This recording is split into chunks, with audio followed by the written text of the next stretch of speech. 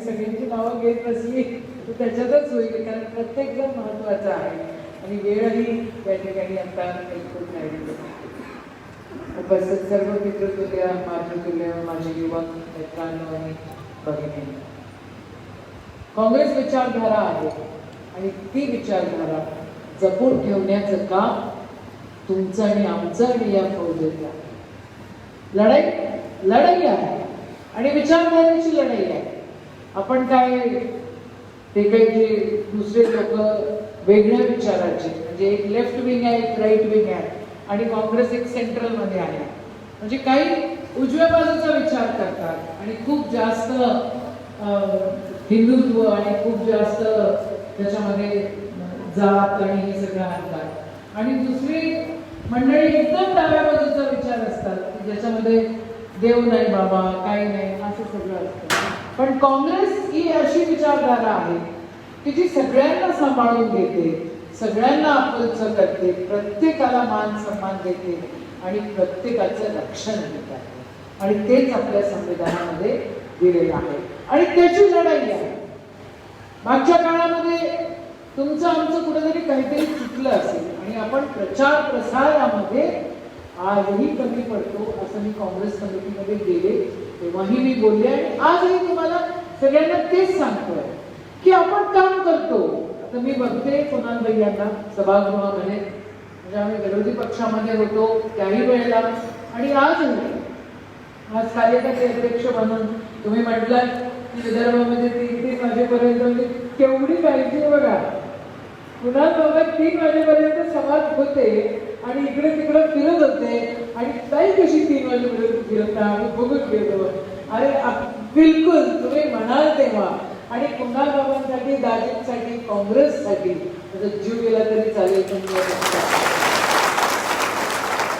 शेवटी महत्वाचं काय असतं, हे तुमचं प्रेम, तुमची आपुलकी आणि कार्यकर्ता हाही अतिशय महत्वाचा आणि जिव्हाळ्याचा असतो आणि आहे.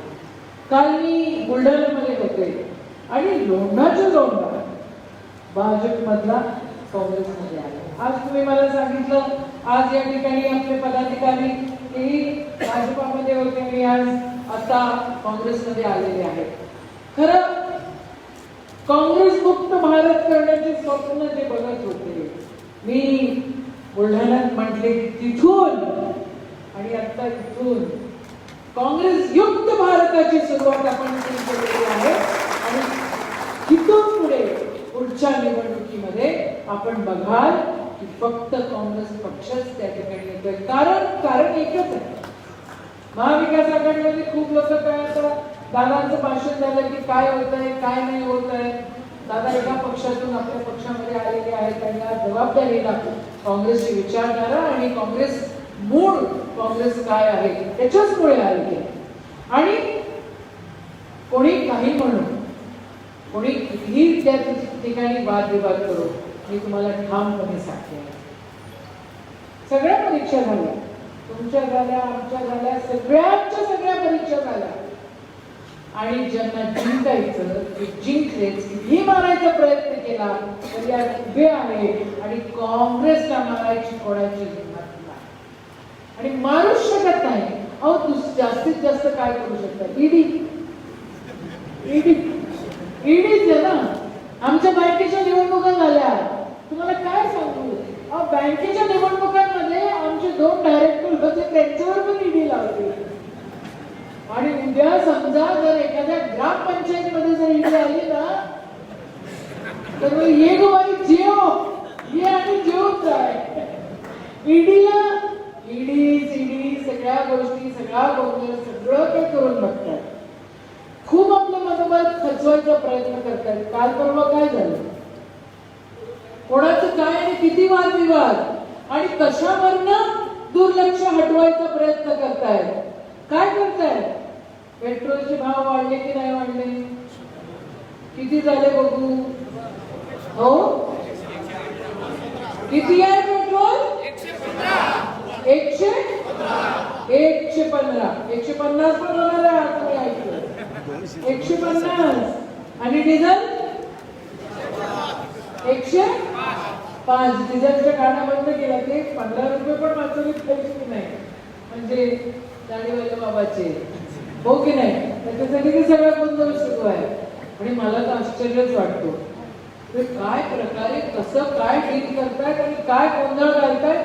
परवा ते 1 कोटी काय वॅक्सिनेशनचा केवढा जल्लोष, आणि ज्या दिवशी वॅक्सिनेशन डे ठेवला होता त्या दिवशी आपल्याकडे इंजेक्शन होती का? होती का? वॅक्सिन होते का? तेवढे सारे सेंटर्स बिलकुल अजिबात काही नव्हते त्याच्यामध्ये.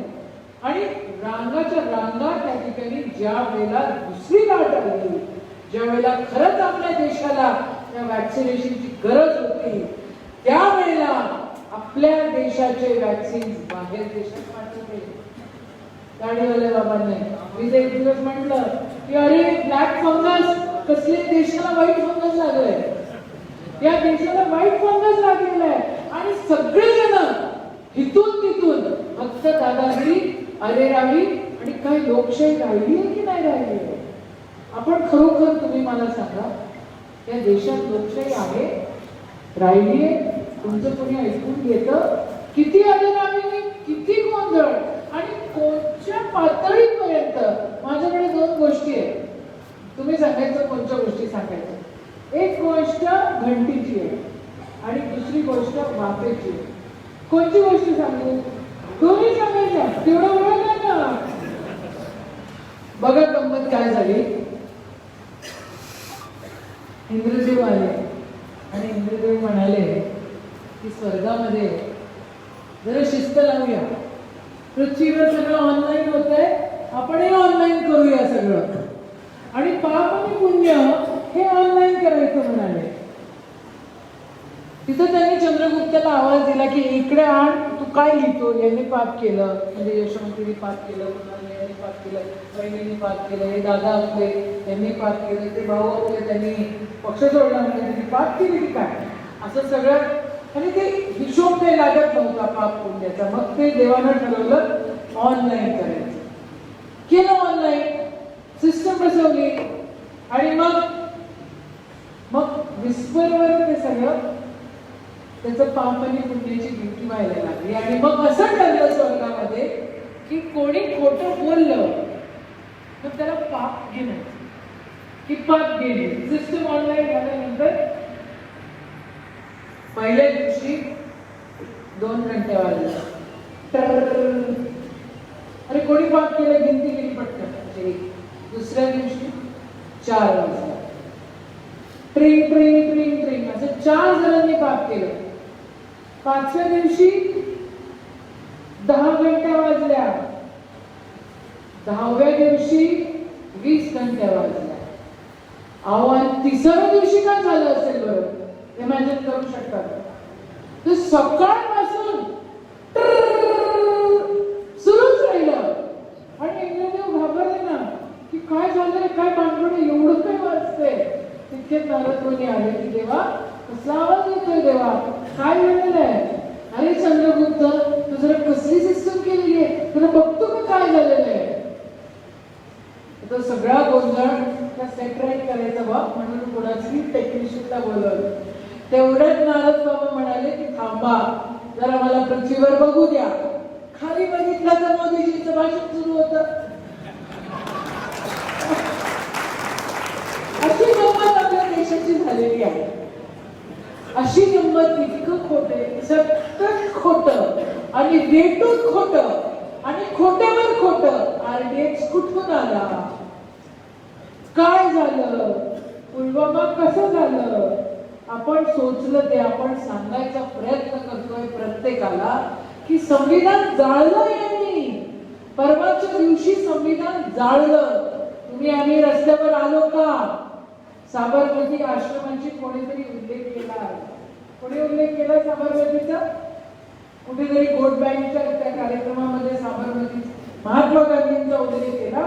साबरमतीच्या आश्रमामध्ये त्या ठिकाणी त्या बकऱ्या आणि बकऱ्यांचं दूध त्या ठिकाणी महात्मा गांधी म्हणायचे की पिलं पाहिजे, कारण ते आरोग्यासाठी चांगलं असतं. आज साबरमती आश्रम मध्ये काय होतंय त्याला नष्ट करण्याचा पाप या ठिकाणी आपले पंतप्रधानांनी नियोजन केलेलं आहे. आणि त्या ठिकाणी मोठे मोठे मॉल्स बांधणार आहेत. ठेवून टाकायचंय आणि तुम्ही आम्ही रस्त्यावर येत नाही याची खंत आज या ठिकाणी मी व्यक्त करते. आपल्याला रस्त्यावर यावंच लागेल. आपल्याला लोकशाही टिकवून ठेवायची की नाही टिकून ठेवायची? हो की नाही? नक्की. मग साबरमती आश्रम नष्ट करण्याचा कार्यक्रम लावलाय. किती जणांना माहिती होता? हात वर करा बघू. 2, 4, 5, 6 और 70 साल में कुछ भी नहीं किया है. हे किती लोकांनी ऐकले? हात वर करा बघू. बघा बघा तुम्ही बघा. मग खोटं बोल आणि रेटून बोल. अरे परवाच्या दिवशी आम्ही MPSC चे परीक्षेचे क्वेश्चन पेपर्स पाहिले आणि त्याच्यामध्ये असे प्रश्न होते की जे भाजपा धार्जिन होते, सेंट्रल गव्हर्नमेंटच्या धार्जिन होते आणि आपल्या इतिहासाला काळीक लावणारे होते. मी कॅबिनेटमध्ये बोलले, म्हटलं काय चाललं? महाविकास आघाडीचं सरकार आहे आणि असे प्रश्न कसे छापू शकतात? त्याच्याकडे कोणाचं लक्ष नव्हतं. त्याच्यानंतर लक्ष दिलं आणि मग ती सगळी मंडळी होती. आपण मोठ्या मनाची आहोत. आपण मोठा विचार करतो की ठीक आहे आने दो, कोई बात नाही. पण ती मंडळी मोठा विचार करत नाही. कुणाल बाबांना राहुल गांधींनी सांगितलं, राहुल गांधींनी नेत्यांनी सांगितलं केलंच पाहिजे. नेत्यांनी सांगितलं केलंच पाहिजे. आणि मी आज हक्काने राव कुणाल बाबाची बहीण म्हणून या ठिकाणी बोलते. मग तुम्ही लोक परीक्षेत का नाही पास झाला? राहुल गांधींनी सांगितलं म्हणून कुणाल बाबा उभे राहिले. पण कुणाल बाबा त्या ठिकाणी आपल्या लोकांनी देखील तेवढी साथ द्यायला पाहिजे होती. किती खरं किती खोटं हे तुम्ही समजून घ्यायला पाहिजे होतं आणि मतदान पंजाबवरच करायला पाहिजे होतं. पण नाही. देश बचाना है, भारत माता की. अरे बोला की झोपा लागल्या. बोला भारत माता की. मग आता त्यांचे कोकणाटा मारणाऱ्या लोकांचे कानं फुटले पाहिजे की नाही फुटले पाहिजे? मग आपल्यामध्ये जोश पाहिजे की नाही पाहिजे? राहुल गांधींनी सांगितलं, कुणाल बाबा आणि दादीच्या ठिकाणी तयार झाले. कारण बॉस इज ऑलवेज राईट. बॉसने सांगितलं ते केलंच पाहिजे. अरे पण राहुल गांधी हेही सांगत होते की कोविड येत आहे. झोपले का तुम्ही? तुम्हाला लक्षात येत नाहीये का? नाही. नमस्ते ट्रम्प. येऊ द्या कोविडले. एवढे लोक मेले. ते काय देशावर प्रेम करणारे नव्हते? ते तुमचे आमचे नव्हते? ते देशावरचे नव्हते? आणि माझं तर मत असं आहे, जो जो या देशामध्ये राहतो, जो जो या भारतामध्ये राहतो, जो जो या हिंदुस्थानामध्ये राहतो, जो हिंदुस्थानामध्ये राहतो तो हिंदू. हो की नाही? मग तो प्रार्थना कसाही करत असेल, दर्ग्यावर करत असेल किंवा मंदिरात करत असेल, काय फरक पडतं? काही नाही ना. तरी पण माय बाप हो, आपण चुकतो. आपण कुणाल बाबांना पाडलं, राहुल गांधींनी नाही. आपणच निवडून आणलं आणि तुम्ही म्हणताय या सगळ्या गोष्टी पूर्ण होतील. तर मी माझ्या भावाला काम करताना बघितलेलं आहे. सभागृहात असो, सभागृहाच्या बाहेर असो, किती आमिष दिली असतील. आमिष देणारी मंडळी गेली सोडून आणि जी खरोखर कणखर आणि ठीक आहे बघून घेऊ पण आम्ही आमचे विचार सोडणार नाही, इथंच आहे आणि इथंच राहणार. मी ठामपणाने तुम्हाला सांगतो. तुमचा निरोप राहुल गांधी पर्यंत पोहोचवण्याचं काम 100%. नशीब आणि नशीबवान हे दोघंही तुम्ही आहात आणि तुम्ही भरपूर नशीब पाहिजे आणि जे जे तुम्ही इच्छा कराल त्या सगळ्या गोष्टी तुम्हाला मिळतील. वसुबारच आहे आणि बहिणीचा आशीर्वाद आहेच आहे. त्याच्यामुळे त्या सगळ्या गोष्टी म्हणा या ठिकाणी आज खरोखर इतक्या अतोनात प्रेमाने आणि आपुलकीने तुम्ही आमचा सर्वांचा मान सन्मान केला. आपणही सगळ्या कर्तबदार आणि सगळे निवडून आलेले सगळे कार्यकर्ते सगळ्यांचा मान सन्मान केला. तर मान सन्मान करणं ही आपली संस्कृती आहे आणि म्हणून आपण अरेरावी करत नाही आणि ही संस्कृती जोपासण्याचं काम देखील आपलंच आहे. महात्मा गांधी म्हणजे मजबुरी का नाम महात्मा गांधी, कोणी ऐकलंय? बोला, कोणी ऐकलंय? शपथ आहे तुम्हाला, तुम्ही जर या देशाची औलाद असाल ना, परत ऐकल्यानंतर एक कानपटीत लावा. का म्हणून? का ऐकायचं आणि का म्हणून आपण या सगळ्या गोष्टी सहन करायच्या? अशा मजाक आम्ही सहन करणार नाही. अशा मजाक कोणी आमच्या समोर आम्ही कट्टरवादी काँग्रेस आहोत म्हणजे आम्हाला सगळे आमचे आहेत आणि सगळे आपले आहेत. या देशाला, या संविधानाला आणि काँग्रेसला सुरक्षित जर ठेवायचं असेल तर म्हणजे या देशाला सुरक्षित ठेवायचं असेल तर काँग्रेसला ताकद द्यावीच लागेल. आणि माझा विश्वास आहे की पुढच्या वेळेला या ठिकाणी चारही आमदार आपल्या या धुळे जिल्ह्याचे ते काँग्रेस पक्षाचे असतील किंवा काँग्रेस भारतीय असतील एवढा विश्वास या ठिकाणी व्यक्त करते. पुन्हा एकदा आपण जी प्रेम आणि जी आपुलकी या ठिकाणी मला त्याचं सातत्यानं हे जतन करेल आणि तुम्ही हात मारा. तुमची ही बहीण तुमच्यासाठी, कुणाल दादासाठी, दाजींसाठी कधी रात्री बेरात्री कितीही वाजता तुम्ही हात मारले की मी हजर राहील. या ठिकाणी एवढं बोलतो. जय हिंद, जय काँग्रेस.